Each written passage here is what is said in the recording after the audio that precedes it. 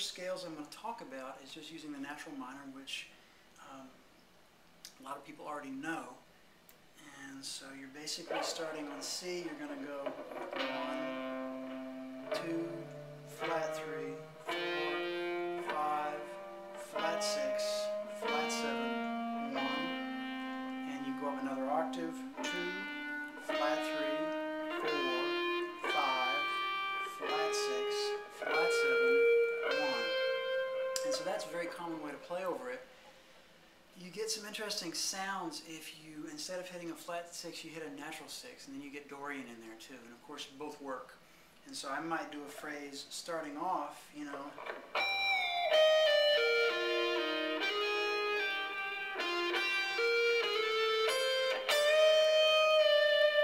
So right here I hit the flat 6, and then a minute later I hit natural 6.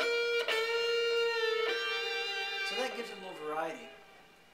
Something else I really like to throw in, which I didn't in my intro, was the melodic minor scale, which is going to give a little tension over a minor 7th chord, because you have the melodic minor scale, you have 1, 2, flat 3, 4, 5, natural 6, natural 7, and a 1. So I'm just going to give a little melodic minor example and how that can be used to create a little tension.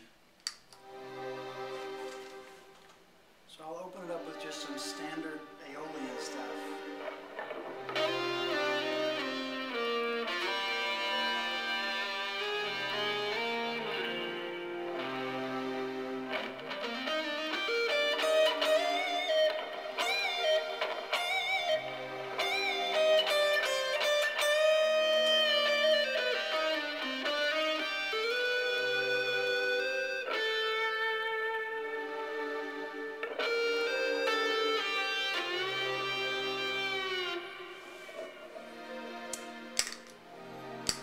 So what I did there is I stressed the natural 7. I went something like that. And then I went right back to the flat 7. You know, I think I went. So that gives you a little varying texture. Another thing that I really like doing is looking at all of what some people call the passive arpeggios. And it's basically, if you look at, you have C Aeolian, and if anyone is unfamiliar with the modes of the major scale, there's a lot of good sources for that. I think I have some sheets on my MySpace in the pictures that contain a lot of major scale mode information. And yeah, so just briefly, you have a whole bunch of arpeggios within your C Aeolian scale. You know, for your C Aeolian, you have a regular natural minor. You have 1, flat 3, 5, flat 7, 1, flat 3, 5, flat 7, 1. So that, I use that quite frequently. And now the next arpeggio you're going to have within this scale is going to be a D half diminished, or D minor 7 flat 5. And so that is going to start from a D note, and it's going to be 1, flat 3, flat 5, flat 7, 1, flat 3, flat 5, flat 7, 1. That's kind of a nice texture. And the next one after that, you're going to have a E flat major 7th arpeggio, and that you could 1, 3, 5, 7, 1, 3. Sorry, 1, 3, 5, 7, 1, 3, 5, 7, 1. And then after that, after your E flat, you can have an F minor 7th arpeggio. 1, flat 3, 5, flat 7, 1, flat 3, 5, flat 7. And then after that, you can have a G minor 7th arpeggio.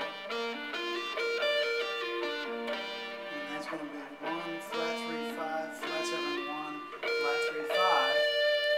And then what do we have after that? We have an A flat major 7th arpeggio, which we could start on the 3rd on your 6th string, and you'd have 3, 5, 7, 1, 3, 5, 7, 1, 3, 5. That's a lot to take in at once, but I would recommend just taking one of those and getting a feel for it. Everybody has preferences. I tend to like the major 7th ones. So I'm going to do a little bit just with a few of those arpeggios, and then I'll stop and say what I was doing. Maybe starting with an E flat major.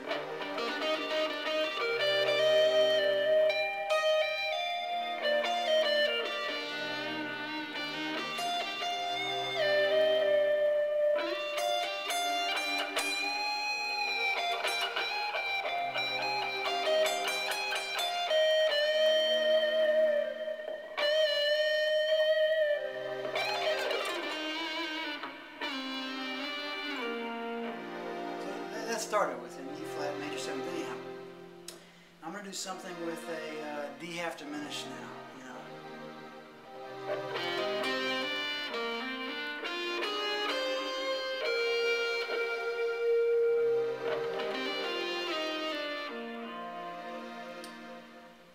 How about a? I don't think I mentioned we have a B flat dominant arpeggio in there as well. So I could start that from the 3rd. 3, 5, flat 7, 1, 3, 5, flat 7, 1, 3. That goes with a neat sound.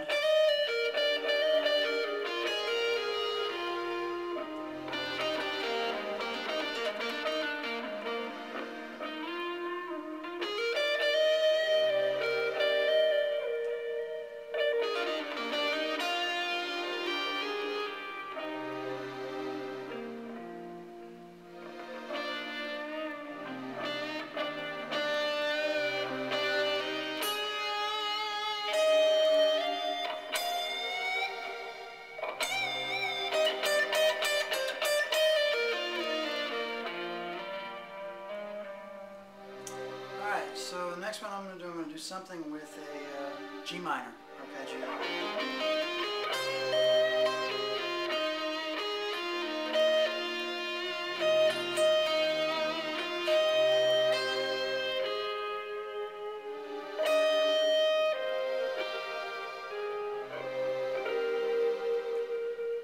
And then of course you have your, I just did F minor, sorry, not G minor.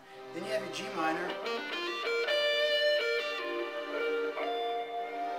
And then one of my favorites, you're going to have an A flat major 7th, which I just use all the time.